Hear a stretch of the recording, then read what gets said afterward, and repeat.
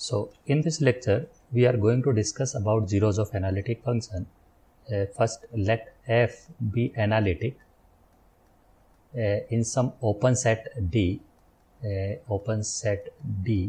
such that this function f z is not identically 0 in D. Okay, let A is a point in D. Since f is analytic at A, so this function f admit a Taylor series expansions about A. Okay, and this Taylor series expansion we can give by this f z is equal to, it is the k is equal to 1 to infinity a k z minus a of k and which is valid in some neighborhood of. Okay, and this neighborhood of this is the z minus a is less than r, it should contain in D. Okay, since this function fz is not identically 0 in D, so not all coefficient a k vanishes. So there exists a positive integer m, such that all the coefficient up to k is equal to m minus 1 will be 0, but am is not equal to 0. Therefore, this a1 up to, it is the a of m minus 1, all these coefficients are 0, but the am is not equal to 0. Okay, if this is, then this z is equal to a is known as 0 of this analytic function f in open set D. Okay, so finally we can define since this coefficient a k we can write in terms of derivative, it is the f of k, kth derivative at a upon k factorial. So finally we define the zeros of analytic function by that an analytic function f is 0 of order m at z is equal to a if all the derivative, if the value of f at a and all the derivative at a up to order m minus 1 at a are 0, but the mth order derivative at a is not equal to 0. Okay, if this is, then this point z is equal to a, then this point a is z is equal to a is known as 0 of order. So finally, complete the discussion that we did, we can write it in terms of a proposition, that is the we can write in terms of a proposition is that an analytic function f has a 0 of order m at z is equal to a, if and only if we can write this function fz is equal to z minus a power m of some gz, and this is valid in some neighborhood of a, where this g is analytic at a and g of a is not equal to 0. Okay, so this is the characterizations of zeros of analytic function. Okay, the first fundamental theorem that we are going to discuss here about the zeros is that the zeros are isolated. Okay, so we write this in terms of a theorem is that every zero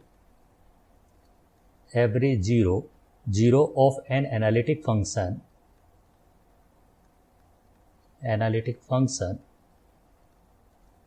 f which is not identically 0 is isolated. Okay, to prove this result, the proof is simple, so that we are taking proof here. To prove this result, suppose that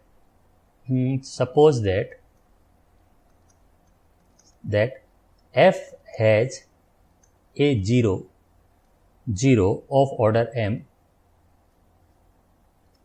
m at z is equal to a, then there exists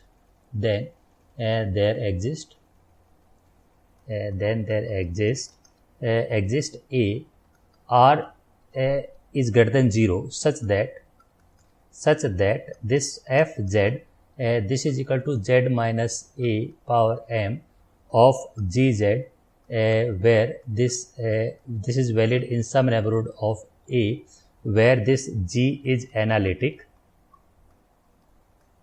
at a, and this g of a is not equal to 0. Okay. Further, since this the value of g at a is a non-zero number, so its modulus will be a positive number. So we just taking let this is the mode of GA, this is some positive number, so we are taking it twice of epsilon, okay, and it will be a positive number. Okay, since G is analytic at A, therefore it is continuous at A. So since G is continuous at A, so by the definition of continuity, there exists a delta is greater than 0 such that it is the g of z minus g of a, and this is less than epsilon whenever this z minus a, mod of z minus a is delta. Okay, so now if we take if this delta is a number such that this delta is less than r, then for this z minus a, this is the mod of z minus a is less than delta, we have this is the mod of gz, this is equal to the modulus, we can write it is the mod of g of a minus, it is the g of a minus of g of z, this one, and by triangle inequality we can open this term by this is the mod of g of a minus, it is the modulus of g z minus of g a. Okay, and since this mod of g a is greater than equal twice of epsilon, so we can write it is the twice of epsilon, and this number is minus of this number is greater than epsilon. Okay, so finally this is equal to epsilon. Okay, so this gives that, so we can write thus this g of z, this is non-zero in mod of z minus a is less than delta. Okay, that is a one thing. Also this mod of z minus a power m, this number, this is not equal to 0 in some dilated neighborhood of a. So it is the mod of z minus a, this is greater than 0 but less than delta. Okay, so hence we have this function fz, this we can the function fz, it is the z minus a of m of gz, this is not equal to 0 in the neighborhood of a except z is equal to a.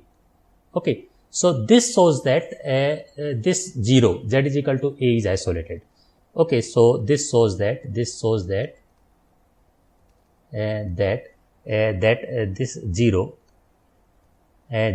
z is equal to a is isolated. Okay, so this was the proof. So since the proof was forwarded, so that we have taken. Okay, so there is another important result about the 0 is the uniqueness theorem. So what is the uniqueness theorem? This is the uniqueness theorem. Sometimes we also call it is the identity theorem.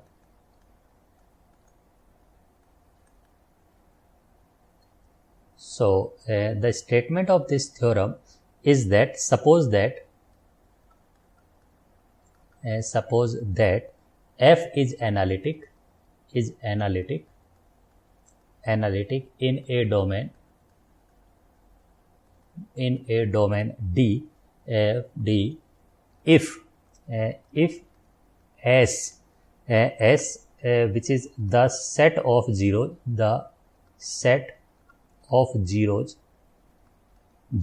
of f in D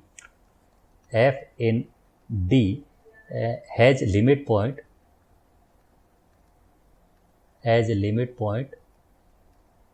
limit point z star in D, this one, then this function f is identically 0 in D. Okay, so this is the uniqueness theorem.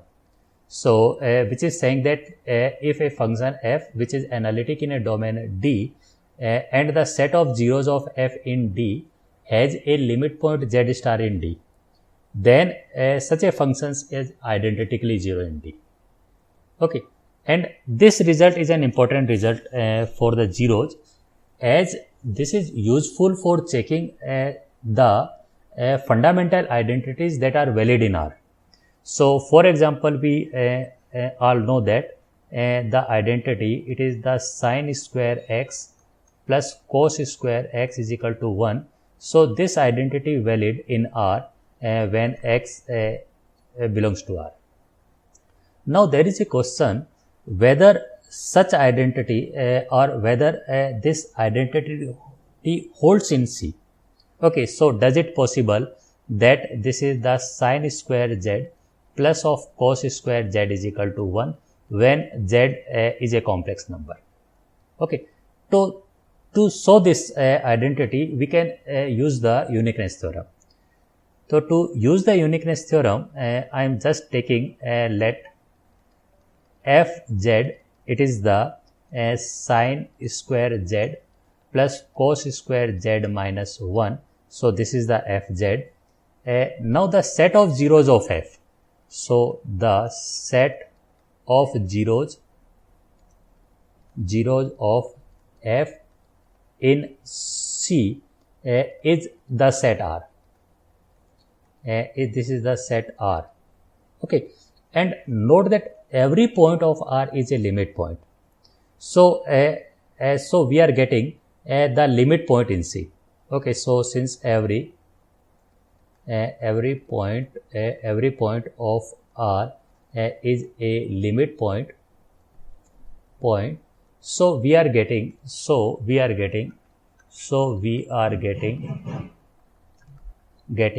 the zeros, the limit point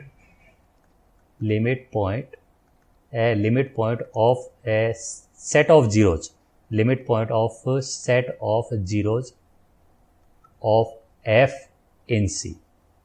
Okay, if this is then by uniqueness theorem, this function fz should be identically 0 in D. So if this is identically 0 in D, so we are having that this is the sin square z plus cos square z, this is equal to 1 for all z belongs to C. Okay, so by the uniqueness theorem, we can show the validity of all the identities that holds for the set of real number. Okay, further there is observation is that such a results for function of real variable, that is we can have one observation that such results for function of real variable, that is the functions of real variable, does not exist. Okay, for this I am just taking an example, is that let fx is equal to, it is the e of minus 1 by x, where this x is greater than equal 0, that is one thing. Further, this is the 0 when x is less than 0. Okay.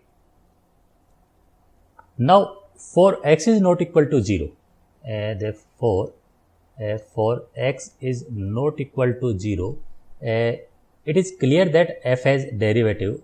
This function f has derivative of all order. Okay, that is one thing. Therefore, this function f is infinitely differentiable in R except 0. Okay, therefore, also that is the nth derivative of x this is the nth derivative of f. This is equal to 0 when x is less than equal 0. Okay, and this holds for all n is equal to 0, 1 and so on. Okay, so this function f, no doubt it is infinitely differentiable in R, that is the one thing. Secondly, this function f has 0 at each point on the negative real axis. Hence, we are getting and the each point of this negative real axis will be the limit point of this set. So we are getting the limit point of set of zeros of f. Okay, so if the uniqueness theorem holds for function of real variable, then this function fz should be identically 0 in R. Okay, but this is not the case. Okay, therefore we just have an observation that the uniqueness theorem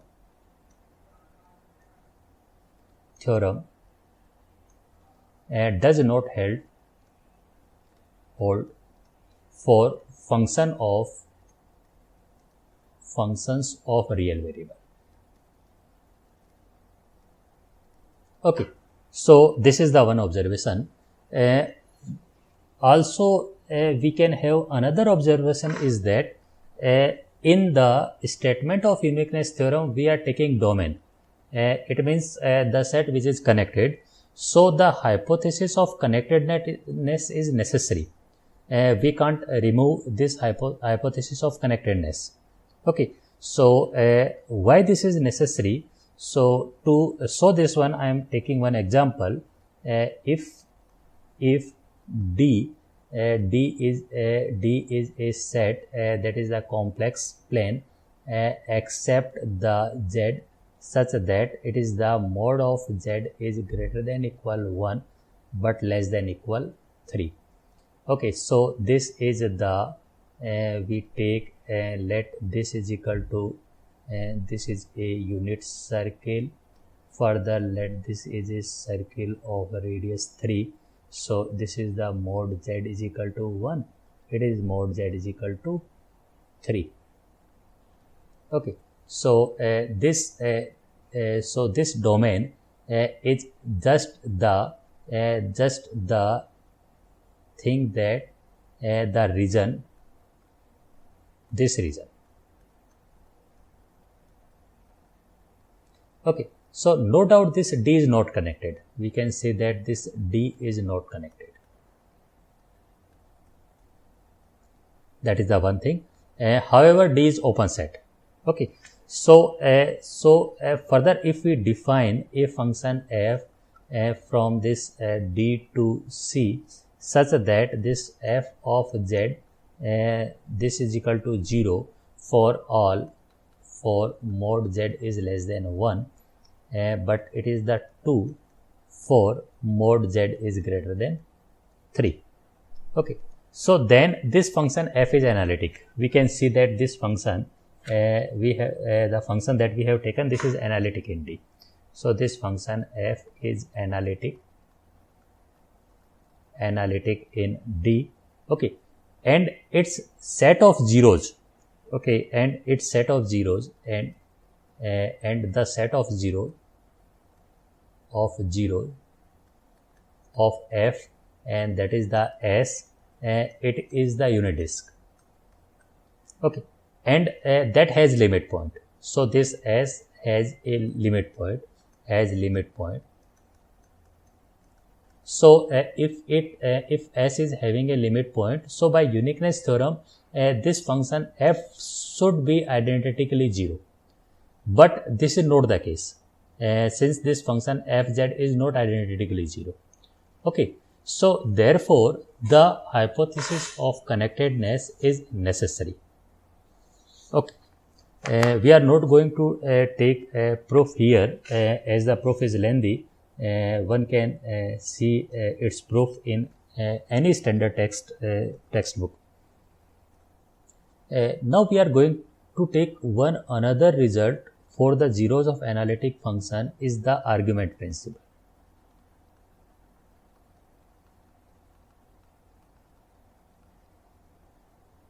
So what the argument principle is saying that let f be meromorphic,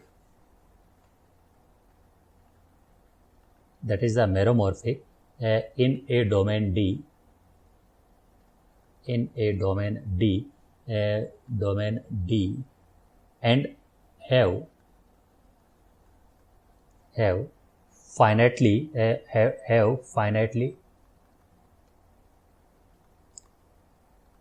many zeros and poles in D. Okay, if C is a simple closed contour,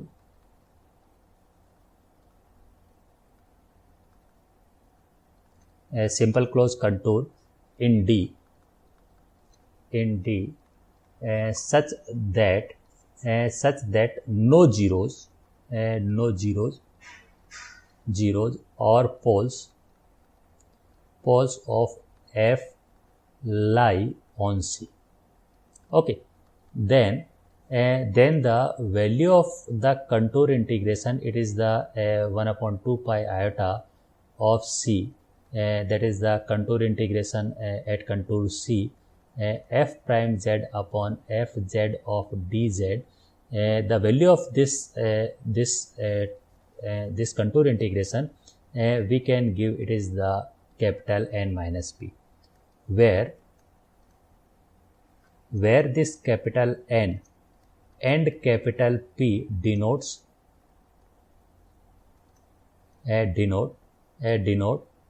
respectively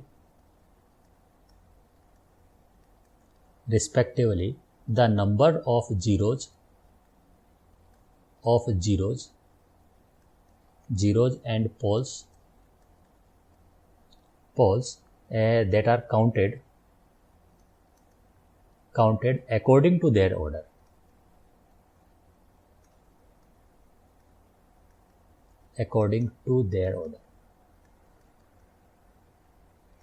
Okay, so if there is a 0 of order 5, so we will count that 0 5 times. Or if there is a pole of order 3, so we will count it as 3 times. Okay, so this is the argument principle. So by the argument principle, we can relate the difference of number of zeros and number of poles to a contour integrations. Okay, so this is the argument principle, and that argument principle is fundamental to prove the another important results, that is the Roche's theorem, that we will discuss further. So now there is a question, why this result is known as argument principle? Why this name argument occurs? So why we are saying this is the argument principle? Okay, now to see why we say it is an argument principle, we note that this function f is analytic on C, that is the one thing. Further, this function fz is not equal to 0 on C. Okay, if this is, therefore, hence fz is not equal to 0 in a neighborhood of C. Okay, therefore, for any analytic branch of log of fz, we have the derivative of log of fz, that we can write it is the f prime z divided by fz. Okay, that is the one thing. Okay, so if this is, then the integration, then it is the 1/2 pi iota, the contour integration C, f prime z of f z of dz. So we can write it is the 1 upon 2 pi iota.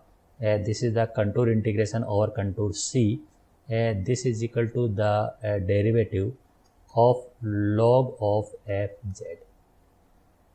Okay, and we are writing this one. This is equal to, and this is the 2 pi iota. This is the delta of C log of fz. Okay, here this delta C log of fz.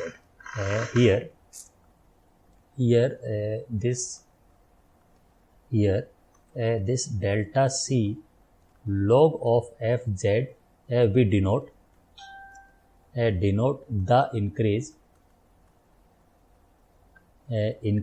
in log of fz when C traversed once in positive direction on C. Okay, so when this C traversed once in positive direction.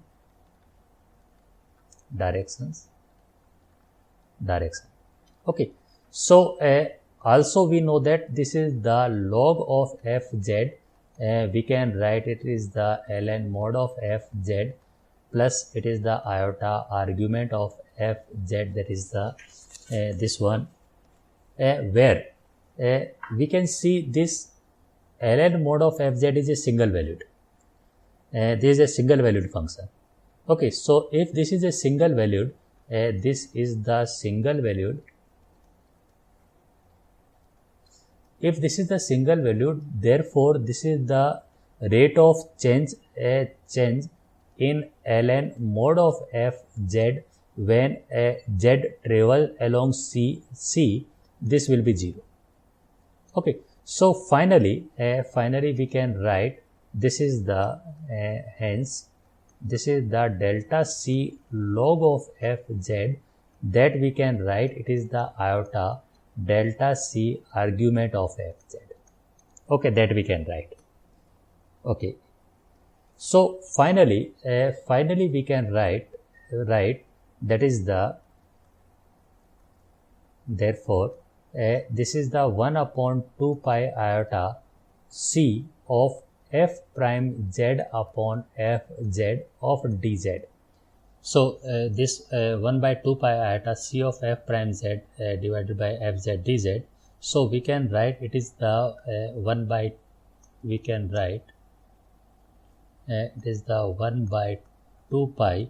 This is the delta C argument of fz. Okay, so where this delta C argument of fz, this is the rate of change in argument when z moves along contour C. Okay.